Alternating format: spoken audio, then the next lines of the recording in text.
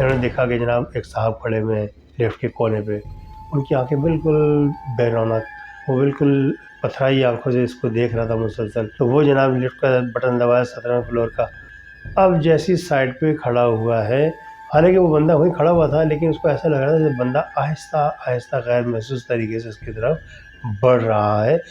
آنکھیں اس کی لفٹ کے دروازے پہ جمی ہوئی اور بالکل اگنور کیا ہوا اس نے اس بندے کو. اب وہ جناب جیسی لفٹ کا 17ویں مالے پہ آ کے دروازہ کھل گیا، اس نے جمپ لگائی سیدھا باہر، اور جیسی اس نے پلٹ کے دیکھا لفٹ میں کوئی بندہ نہیں. السلام علیکم ورحمۃ اللہ وبرکاتہ. پروفیسر شمس الحسن ایک مرتبہ پھر جن سیریز میں آپ کی خدمت میں ایک نئی ایپیسوڈ کے ساتھ حاضر ہے.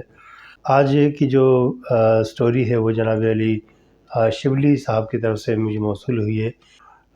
وہ کسی دوسرے شہر سے ایک نئے شہر میں جا کر جاب کے لیے اپلائی انہوں نے کیا ہوتا ہے، تو وہ اپلائی اتفاق کی بات ہے وہاں پر ان کی جاب جب لگ جاتی ہے تو وہ شہر ان کے دوستوں سے اگرچہ بھرا ہوا تھا، یعنی جو ایسے دوست جو کبھی کبھار ملاقات ہوا کرتی تھی ایک شہر سے دوسرے شہر میں، ایسے جیسے میرے مختلف شہروں میں میرے دوست ہیں، لیکن میری صرف فون کی حد تک ان سے رابطہ رہتا ہے، آمنے سامنے ملاقات فیس ٹو فیس بہت کم ہوتی ہے. تو وہ جب وہاں پر انہوں نے جو نئی عمارتیں بنی تھیں فلیٹس کی شکل میں جناب علی، ان فلیٹس میں 17ویں مالے پہ ایک فلیٹ ان کو مل گیا. رہائش کے لیے ملنا بہت مشکل مرحلہ ہوتا ہے کراچی جیسے شہر کے لیے، خاص طور پہ گنجان آبادی والے علاقے میں. تو اب جناب علی جب ان کو مل گیا تو یہ اب تھوڑا سامان تھا ان کا، زیادہ نہیں تھا، وہ آ کے انہوں نے رکھا اور جناب سیٹ ہو گئے. 3 4 5 دن گزر گئے، ان کے دوست احباب ملنا شروع ہوئے. جب ان سے ملاقات ہوئی بتایا انہوں نے کہ یار میں بھی یہیں آ گیا ہوں یہ وہ. تو وہ بلڈنگ زیادہ نئی بھی نہیں تھی اور زیادہ پرانی بھی نہیں تھی، اس کو کم و بیش بلڈنگ کو کم و بیش 10 ایک سال ہوئے تھے بنے ہوئے، اور اس 10 سال میں اس کی مینٹیننس کا بڑا زبردست خیال رکھا گیا تھا. تو وہ جناب اگر دور سے رات کے وقت دیکھتے تھے بلڈنگ کو تو بالکل صاف ستھری اور بالکل ایسی جیسی چمکتی ہوئی بلڈنگ، اور لائٹیں جل رہی ہیں ہر فلور پہ وہ نظر آتی دور سے. ہاں ماں سوائے اوپر ٹاپ کے جو 2 فلورز تھے وہاں پر روشنی بالکل نہیں ہوتی تھی. تو یہ تھوڑا ان کے لیے ایک سوال تھا کہ سارے فلورز پہ اتنی جگمگاہٹ ہوتی ہے، پورے فلورز چمک رہے ہوتے ہیں، لیکن یہ تو ہوتی ہی بالکل اندھیرے میں ڈوبے ہوئے 2 فلورز. تو اس کو مطلب کچھ لوگوں سے اس نے پوچھا دوستوں سے کہ یار یہ اس کی کیا وجہ ہے. کہلے یار تم جب یہاں آ رہے تھے نا آپ ہم سے مشورہ کر لیتے کم از کم کہ بھائی میں یہاں آنا چاہتا ہوں. کہلے یار بس میں نے سوچا کہ آپ لوگ یہاں پر ہو، 3 4 دوست میرے اسی بلڈنگ میں موجود ہیں، تو میں نے یہ سوچا کہ یار آلریڈی ہیں تو مجھے ذرا آسانی ہو جائے گی. کہلے تمہیں کیا مطلب اعتراض ہے میرے یہاں رہنے پہ. کہلے یار بات دراصل یہ ہے کہ تم برا نہیں مانو، یہ بلڈنگ نا اس کی جو تشہیر ہے یہاں پر وہ صحیح نہیں ہے. اوپر کی 2 فلورز ہیں نا یہاں پر کچھ مطلب اثرات ہیں. تو میں نے تو نہیں دیکھا، لوگوں سے مجھے پتہ لگا کہ یہاں پر وہ لوگوں کو تنگ کرتا ہے بھوت. خیر وہ ہنسنے لگا کیونکہ اس کو ان تمام چیزوں پہ یقین نہیں تھا، وہ خوب ہنستا رہا اس کی بات پہ. کہلے ہنسنے کی بات نہیں، یہ حقیقت ہے، تبھی 2 فلور خالی ہے یار، اربوں روپے کی پراپرٹی لوگوں کی، اور لوگ نہیں رہ سکتے، بہت مجبوری ہے ان کی، تو کوئی نہ کوئی تو وجہ ہوگی نا بھائی.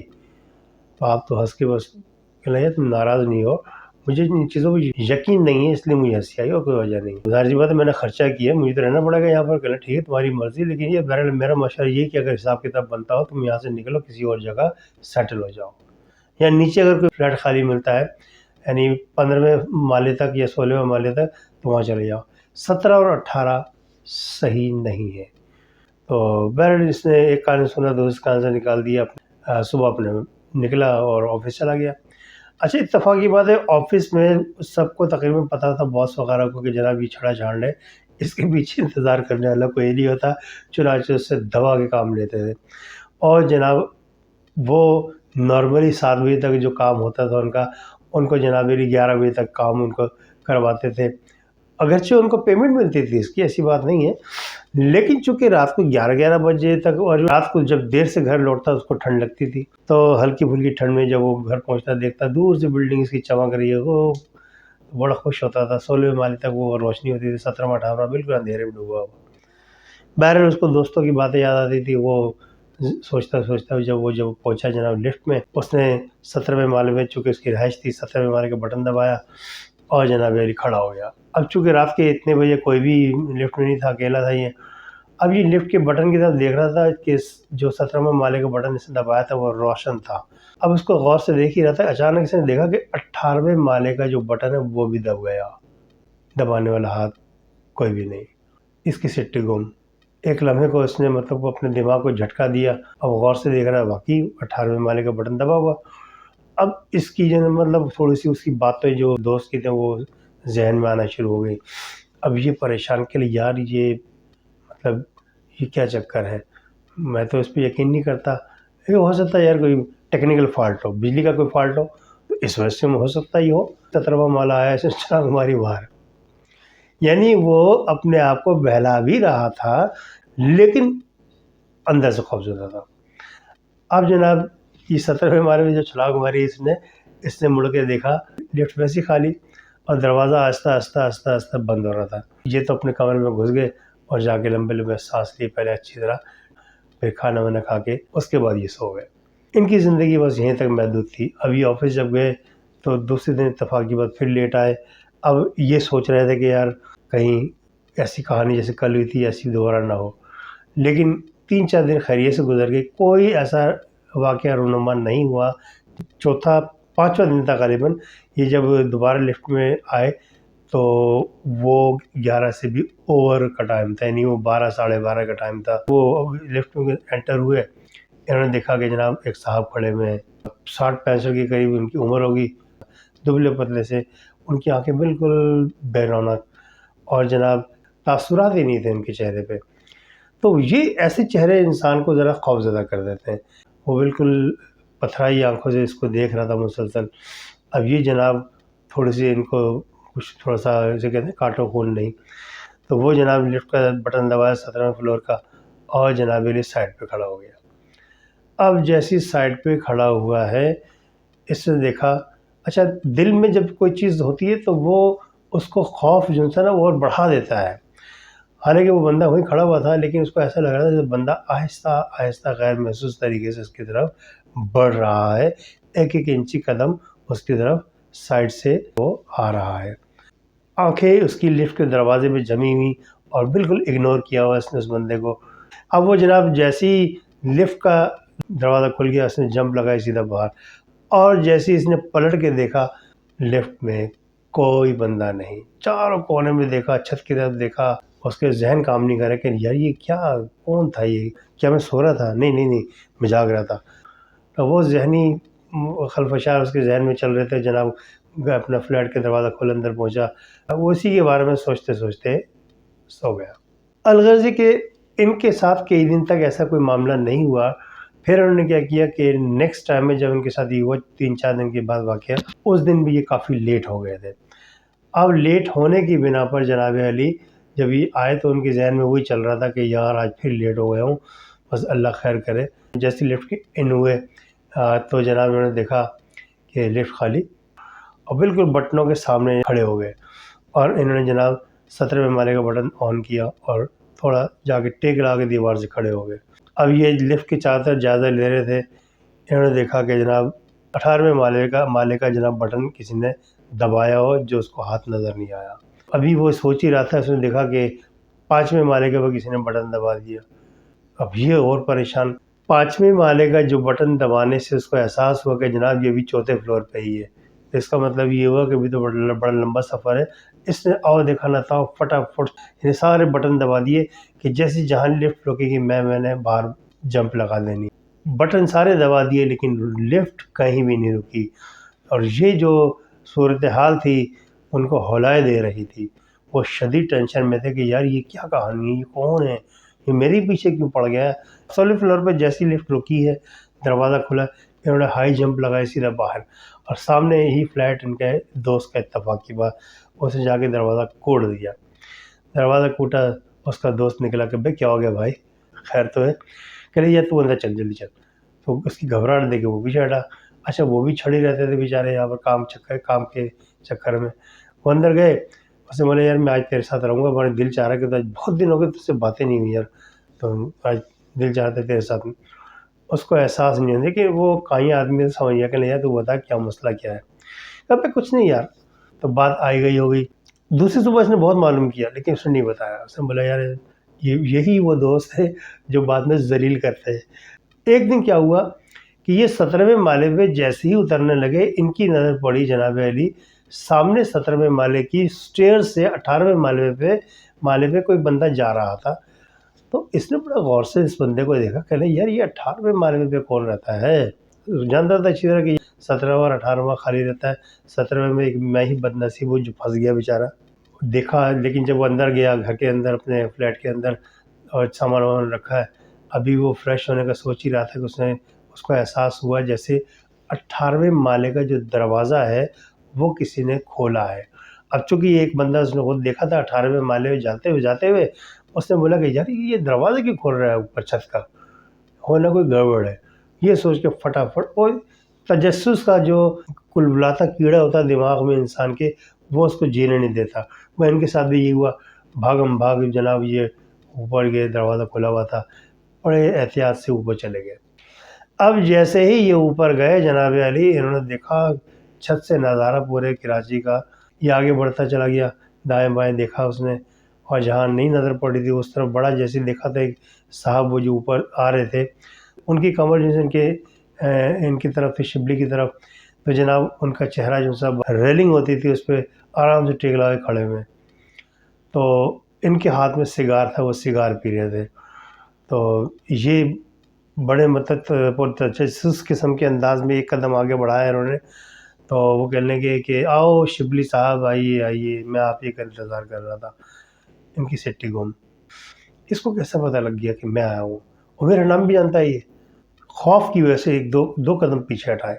وہ بندہ وہیں سے بغیر مڑے بولتا ہے کہ شبلی صاحب یار مرد ہو ایسا بھی کیا ڈرنا کہ آپ مجھے میری بات سن کے پیچھے پلٹ رہے ہو پیچھے جا رہے ہو. ایسا تو نہیں کرو بھائی میں تو آپ سے دوستی کا ہاتھ بڑھانا چاہتا ہوں آپ کی طرف.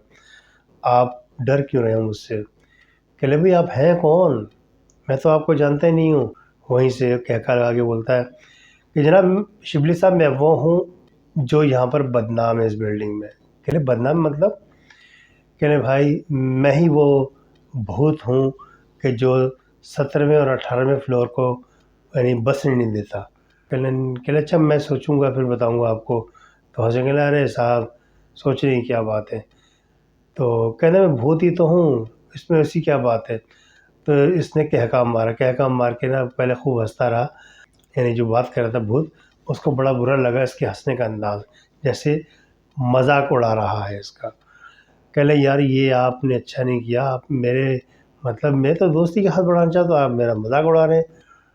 کہ نہیں ایسی بات نہیں کیونکہ مجھے بہتوں پہ یقین ہی نہیں تھا اس لیے مجھے ہنسی آ گئی آپ کی بات پہ. کہ لے آپ کو بہتوں پہ یقین نہیں ہے. بس جناب جیسی وہ گھوما اس کی شکل دیکھی وہ نے چھلانگ ماری 18ویں فلور پہ پہنچ گیا چھت سے نیچے اور دوڑتا وہ 17ویں فلور پہ پہنچا اور جناب گھر میں گھس کے انہوں نے دروازہ بند کیا چاروں طرف سے کھڑکی دروازہ سب بند. اسی کنڈیشن میں یہ ہانپتے کانپتے بستر پہ گرے اور سو گئے. 3-4 دن پھر خیریت سے گزر گئے. پھر یہ انہوں نے کیا کیا کہ جناب یہ لفٹ پہ سوار ایک دن آئے وہ بھی بہت ٹھیک ٹھاک ٹائم گزر چکا تھا. لفٹ کے اندر ان کو احساس ہوا کچھ کہ اس کے ساتھ کوئی اور بھی بہت سارے لوگ ہیں. دل میں اس کی بے چینی اور جسم یعنی جس دماغ میں آندھیاں چل رہی تھی. 15ویں فلور کا دروازہ کھلا. یہ جمپ لگا کے سیدھے وہاں بھی ایک دوست کا دروازہ تھا اس کے مغالطے میں دروازہ کھڑکھڑا بیٹھے. تو کوٹ کے رہ دیا دروازہ لیکن دروازہ اس کے دوست کا دراصل تھا. تو دروازہ اس کے دوست کا ہی لیکن وہ پتہ نہیں گیا ہوا تھا یا گہری نیند سو رہا تھا. دروازہ وقت پہ نہیں کھول پایا. اب اس کو فکر لگی کہ پیچھے سے وہ لفٹ والا کوئی نہ آ جائے. تو وہ تو دروازہ نہیں کھلا لیکن اس کے برابر والا دروازہ کھل گیا اور کسی نے نیند میں ڈوبی آواز سے کہا اب کون ہے بھائی. اندھیرے میں اس کی شکل نظر نہیں آ رہی. چہرہ اندر ہی ہے اس کا دروازہ فلیٹ کے اندر ہی صرف فلیٹ کا دروازہ کھولا تھا اس نے.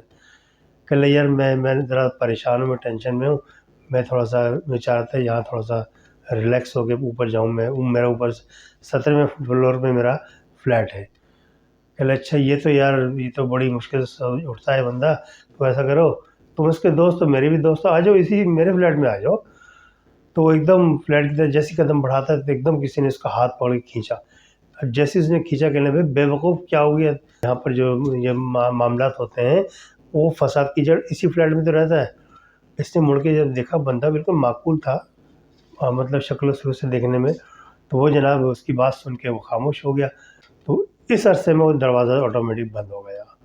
कहले आप मतलब इनके बारे में कैसे जानते हैं? कहले यार मैं तो बहुत कुछ जानता हूँ, आपको शायद इस बिल्डिंग के बारे में ज़्यादा इल्म नहीं है, चले मैं आपको बताता हूँ। उन्होंने क्या किया, वो अपने अपने फ्लैट में लेके गया, चाय वाय उसको रखी उसके आगे, अपने लगी चाय रखी, चाय पीता गया, उसको बताता गया। कहले यार ये दरअसल जब ये बिल्डिंग बनी थी तो ये बिल्कुल नॉर्मल बिल्डिंग की तरह थी, वो बड़े मतलब अच्छे पढ़े लिखे लोग, समझदार लोग ज़्यादा थे यहाँ पर। इक्का दुक्का कोई फ्लैट्स खाली थे, बाकी देखते देखते ये पूरी बिल्डिंग जो थी ना लोगों से भर गई। 18वें फ्लोर पे एक साहब रहते थे, विल्सन। विल्सन साहब का मसला ये था कि वो बेचारे कुछ अरसे पहले वो वहाँ से बाहर से काफ़ी अरसे बाहर रह के आए थे और वहाँ काफ़ी अरसे जॉब की थी। बच्चे, बीवी, अपनी फैमिली को खुश करने के लिए उन्होंने अपनी पूरी जवानी जिसे कहते हैं कि वहाँ पर लगाई, वहाँ पर खूब कमाया और बच्चों को भेजते रहे यहाँ पर। लेकिन उनकी जो आम तौर पे यहाँ पर ये जो बाहर रहने वाले अहबाब होते हैं, उन बेचारों के साथ ये प्रॉब्लम ज़रूर सुनने में आती है, देखने में आती है कि 90% लोग उनमें से बेचारे जब वापस आते हैं अपने मंज़िल पे, उनका घर खूब खुशियों से महक रहा होता है जनाब, खूब अच्छे खाने, खूब अच्छे पहनने, खूब यानी स्टैंडर्ड का ख़्याल रखा जाता है, लेकिन पैसा उनके बैंक अकाउंट में ना होने के बराबर होता है। यानी वो सारी ज़िंदगी अपनी जवानी बर्बाद करते हैं बाहर और बच्चे यहाँ ऐश करते हैं घर के अंदर। उस बेचारे के बारे में तो कोई सोचे जो पिस जाता है वक़्त की चक्की में।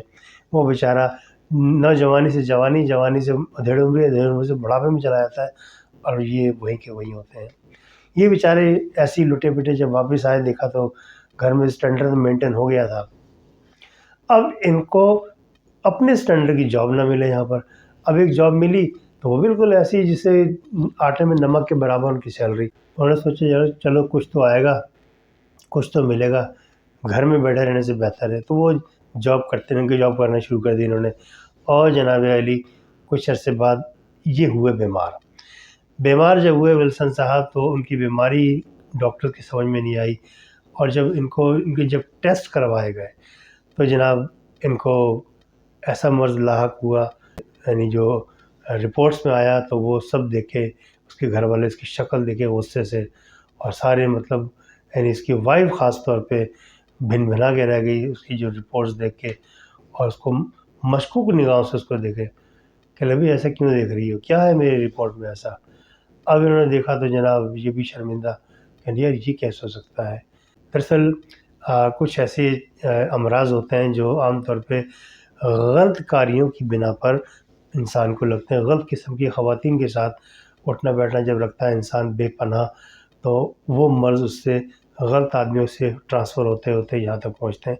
वो उस मर्ज़ का शिकार। अब हत्ता कि उसकी वाइफ़ तो बात समझ में आता है, उसके बेटा, बेटी, बहू, अलग़र्ज़ सारे घरवाले रफ़्ता-रफ़्ता उससे दूर होते चले गए।